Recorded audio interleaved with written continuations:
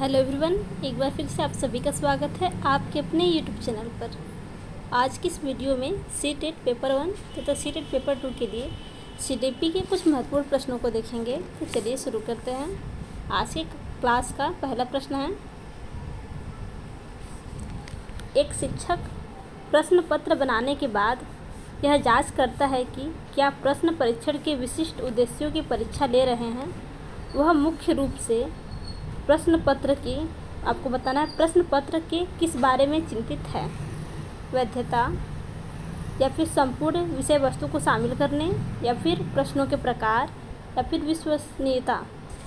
तो इसका जो आपका करेक्ट ऑप्शन हो जाएगा, आपका ऑप्शन सेकेंड करेक्ट हो जाएगा, संपूर्ण विषय वस्तु को शामिल करना। एक शिक्षक प्रश्न पत्र बनाने के बाद यह जांच करता है कि क्या परीक्षण के विशिष्ट उद्देश्यों की परीक्षा ले रहे हैं। वह मुख्य रूप से इस बात को लेकर चिंतित रहता है कि उसने प्रश्न पत्र की संपूर्ण विषय वस्तु को शामिल कर लिया है या नहीं। आपका ऑप्शन सेकेंड करेक्ट हो जाएगा। अगला प्रश्न है, विवेचनात्मक शिक्षा शास्त्र का दृढ़ विश्वास है कि ऑप्शन फर्स्ट है, एक शिक्षक को हमेशा कक्षा के अनुदेशन का नेतृत्व करना चाहिए। सेकेंड, विद्यार्थियों को स्वतंत्र रूप से तर्कना नहीं करनी चाहिए। थर्ड, विद्यार्थी स्कूल के बाहर क्या सीखते हैं या अप्रासंगिक है। फोर्थ, विद्यार्थियों के अनुभव और प्रत्याचरण महत्वपूर्ण है। तो इसका जो आपका करेक्ट ऑप्शन हो जाएगा, आपका ऑप्शन फोर्थ करेक्ट हो जाएगा। विद्यार्थियों के अनुभव और प्रत्याचरण महत्वपूर्ण है। अगला प्रश्न है, विशेष आवश्यकता वाले बच्चों को शिक्षा उपलब्ध कराई जानी चाहिए। विशेष आवश्यकता वाले बच्चों को शिक्षा उपलब्ध कराई जानी चाहिए। ऑप्शन फर्स्ट है, अन्य समान बच्चों के साथ। ऑप्शन सेकेंड है, विशेष विद्यालयों में विशेष बच्चों के लिए विकसित पद्धति द्वारा। ऑप्शन थर्ड है, विशेष विद्यालयों में। ऑप्शन फोर्थ है, विशेष विद्यालयों में विशेष शिक्षकों द्वारा। तो आपका जो करेक्ट ऑप्शन हो जाएगा, आपका ऑप्शन फर्स्ट करेक्ट हो जाएगा, अन्य समान बच्चों के साथ। विशेष आवश्यकता वाले बच्चों को अन्य समान बच्चों के साथ शिक्षा उपलब्ध कराई जानी चाहिए। ऐसे बच्चों के मानसिक विकास के लिए विद्यालय में वातावरण एवं शिक्षकों का अपना व्यवहार सुधारना चाहिए। आपका ऑप्शन फर्स्ट करेक्ट हो जाएगा। प्रश्न संख्या 4, आकलन को उपयोगी और रोचक प्रक्रिया बनाने के लिए किसके प्रति सचेत होना चाहिए। ऑप्शन फर्स्ट है, अलग अलग विद्यार्थी की तुलना। ऑप्शन सेकंड, विद्यार्थी को बुद्धिमान या औसत विद्यार्थी की उपाधि देना। ऑप्शन थर्ड है, शैक्षिक और सह शैक्षिक क्षेत्रों में विद्यार्थी के सीखने के बारे में जानकारी प्राप्त करने के लिए विविध तरीकों का प्रयोग करना। ऑप्शन फोर्थ है, प्रतिपुष्टि यानी फीडबैक देने के लिए तकनीकी भाषा का प्रयोग करना। तो आपका जो करेक्ट ऑप्शन हो जाएगा, आपका ऑप्शन सेकेंड, विद्यार्थियों को बुद्धिमान या औसत विद्यार्थी की उपाधि देना। प्रश्न संख्या 5, एनसीएफ 2005 की स्थितियों के अनुसार कक्षा फर्स्ट तथा कक्षा सेकेंड के विद्यार्थियों के लिए मूल्यांकन का तरीका होना चाहिए। ऑप्शन फर्स्ट, लिखित परीक्षण के आधार पर। ऑप्शन सेकेंड, मौखिक परीक्षण के आधार पर। ऑप्शन थर्ड, लिखित एवं मौखिक दोनों के आधार पर। ऑप्शन फोर्थ है, प्रेक्षण के आधार पर।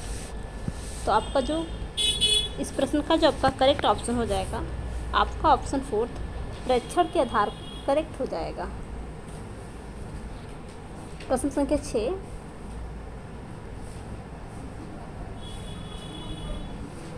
संस्कृति पर शिक्षा का क्या प्रभाव पड़ता है। संस्कृति पर शिक्षा का क्या प्रभाव पड़ता है। ऑप्शन फर्स्ट, संस्कृति निरंतरता को बनाए रखना। ऑप्शन सेकंड, संस्कृति हस्तांतरण में सहायता करना। ऑप्शन थर्ड, संस्कृति का परिष्करण। ऑप्शन फोर्थ, प्रयुक्त सभी। तो आपका जो करेक्ट ऑप्शन हो जाएगा, आपका ऑप्शन फोर्थ प्रयुक्त सभी, यानी कि आपका ऑप्शन फर्स्ट, ऑप्शन सेकेंड और ऑप्शन थर्ड ये तीनों कथन सही हैं। तो आपका ऑप्शन फोर्थ करेक्ट हो जाएगा। प्रश्न संख्या 7, उपलब्धि अभिप्रेरक के संबंध में निम्न से कौन सा कथन सही है? उपलब्धि अभिप्रेरक के संबंध में निम्न में से कौन सा कथन सही है? उपलब्धि अभिप्रेरक जीवित रहने के लिए आवश्यक है। ऑप्शन सेकेंड, यदि व्यक्तिगत क्षमताओं की संतुष्टि महत्वपूर्ण है तो उपलब्धि अभिप्रेरक को विकास प्रेरक कहा जा सकता है। ऑप्शन थर्ड, यदि व्यक्ति के मध्य प्रतियोगिता बल है तो उपलब्धि प्रेरक को सामाजिक अभिप्रेरक कहा जा सकता है। ऑप्शन फोर्थ, उपयुक्त सभी। तो उपलब्धि अभिप्रेरक के संबंध में ये आपके तीनों कथन सही हैं, तो इसलिए आपका ऑप्शन फोर्थ करेक्ट हो जाएगा, उपयुक्त सभी। प्रश्न संख्या 8, 6 से 10 वर्ष की अवस्था में बालक रुचि लेना प्रारंभ करते हैं। ऑप्शन फर्स्ट, धर्म में। ऑप्शन सेकेंड, मानव शरीर में। ऑप्शन थर्ड, यौन संबंध में। ऑप्शन फोर्थ, विद्यालय में। तो आपका जो करेक्ट ऑप्शन हो जाएगा, आपका ऑप्शन फोर्थ विद्यालय में करेक्ट हो जाएगा। प्रश्न संख्या 9, बाल मनोविज्ञान का क्षेत्र है। बाल मनोविज्ञान का क्षेत्र है।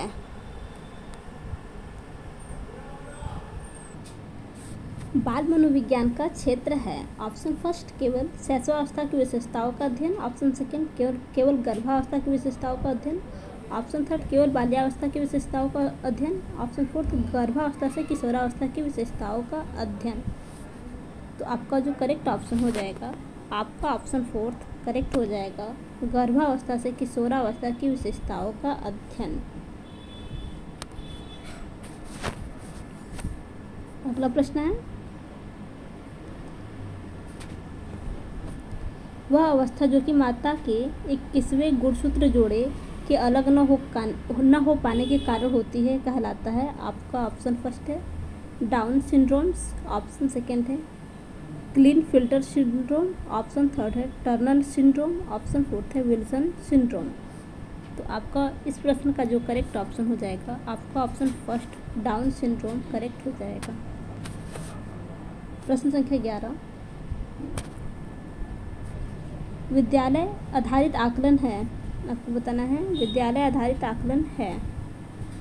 ऑप्शन फर्स्ट, विद्यार्थियों और शिक्षकों को गैर गंभीर और लापरवाह बनाता है। ऑप्शन सेकेंड, शिक्षा बोर्ड की जवाबदेही कम कर देता है। ऑप्शन थर्ड, सार्वभौमिक राष्ट्रीय मानकों की प्राप्ति में बाधा उत्पन्न करता है। फोर्थ, परिचित वातावरण में अधिक सीखने में सभी विद्यार्थियों की मदद करता है। तो आपका जो करेक्ट ऑप्शन हो जाएगा, आप देख पा रहे होंगे, आपका ऑप्शन फोर्थ करेक्ट है, परिचित वातावरण में अधिक सीखने में सभी विद्यार्थियों की मदद करता है। प्रश्न संख्या 12, सीखने की तत्परता किस ओर संकेत करती है? थार्नडाइक का तत्परता नियम। सेकेंड, विद्यार्थियों का सामान्य योग्यता स्तर। थर्ड, सीखने के सत्यत्व में विद्यार्थियों के वर्तमान ज्ञानात्मक स्तर। फोर्थ, सीखने के कार्य की प्रकृति को संतुष्ट करना। तो आपका जो करेक्ट ऑप्शन हो जाएगा, आपका ऑप्शन थर्ड करेक्ट हो जाएगा, सीखने के सात्यक में विद्यार्थियों के वर्तमान संज्ञानात्मक स्तर। प्रश्न संख्या 13, निम्नलिखित में से कौन सी सर्वाधिक प्रभावकारी विधि हो सकती है जो आपकी इस अपेक्षा को पूरी कर सके कि वंचित विद्यार्थी अपनी भागीदारी द्वारा सफल हो सकें? ऑप्शन फर्स्ट है, आप उनकी सफलता हेतु उनकी क्षमता में विश्वास को अभिव्यक्त करें। ऑप्शन सेकेंड, पढ़ाए जाने वाले विषय में अपनी रुचि विकसित करें। ऑप्शन थर्ड, अपने लक्ष्य को महसूस करने के लिए बच्चों की अन्य बच्चों से तुलना करें। ऑप्शन फोर्थ है, इस बात पर बल देना कि आपकी उनसे उच्च अपेक्षाएं हैं। इस प्रश्न का आपका जो करेक्ट ऑप्शन हो जाएगा, आप देख पा रहे होंगे, आपका ऑप्शन फर्स्ट करेक्ट है। आप उनकी सफलता है तो उनकी क्षमता में विश्वास को अभिव्यक्त करें। आपका ऑप्शन फर्स्ट करेक्ट हो जाएगा। प्रश्न संख्या 14,